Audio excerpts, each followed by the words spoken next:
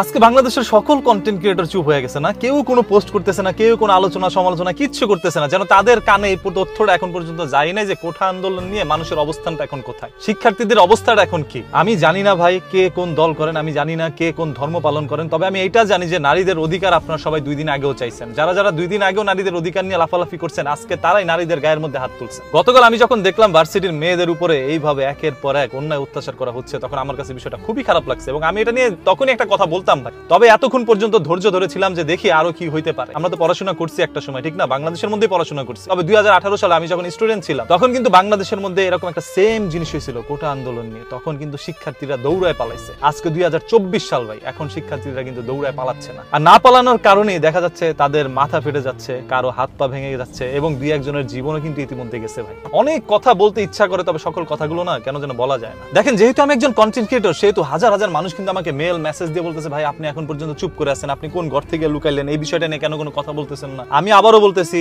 আমি ধর্ম বর্ণ নির্বিশেষে, আমি দল মত নির্বিশেষে একটি কথা বলতে চাই, আজকে নারীদের উপরে, আজকে শিক্ষার্থীদের উপরে যেভাবে আক্রমণ করেছে, কারা করেছে, কিভাবে করেছে, কেন করেছে, সেটা তদন্ত করা প্রয়োজন। এবং তারা কোটা আন্দোলনে নেমেছে, সেটা একটাই কথা যে আমরা পড়াশোনা করতেছি, আমাদের ন্যায্যটা আমরা বুঝে পেতে চাই। তারা কিন্তু তাদের যে অধিকার সেটা চাচ্ছে। এখন দেখেন, সমসাময়িক যে বিষয়টা ভাইরাল হয়েছে এবং সেটা নিয়ে মানুষ আমাকে একটা প্রশ্ন করে যাচ্ছিল, অনেকে মেসেজ দিয়ে বলতেছে ভাই আপনি কিন্তু রাজাকার। তখন আমি বললাম ভাই আমি রাজাকার হইলাম কেমনে? আপনার তো ভাই দাদা মুক্তিযোদ্ধা না, আপনার বাপু মুক্তিযোদ্ধা না, তার মানে আপনি রাজাকার। গতকাল রাতে আমি হঠাৎ করে একটা স্বপ্ন দেখলাম, আমি ভাই স্বাধীন। পরে সকালবেলা উঠেই দেখলাম মানুষ বলে আমাকে রাজাকার। তখন স্বপ্নের সাথে বাস্তবতার মিল পাচ্ছিলাম না। গতকাল রাত থেকে এই পর্যন্ত ঘুমাইতে পারিনি। হয়তো তাদেরকে প্রতিরোধ করা হচ্ছে বা তাদেরকে দমন করা হচ্ছে বা তাদেরকে আটকানো হচ্ছে, যেইভাবে যা কিছুই করুক না কেন, সর্বশেষ কথা একটাই, গতকাল অনেক মা বোনের উপরে হামলা করা হয়েছে, তাদের শরীর থেকে রক্ত ঝরেছে, তাদের শরীরের রক্ত, এই ঘামের দাম একদিন হয়তো দিতে হবে। কোনটা সত্য আর কোনটা মিথ্যা সেটা আপনারাই ভালো জানেন। আমরা চাই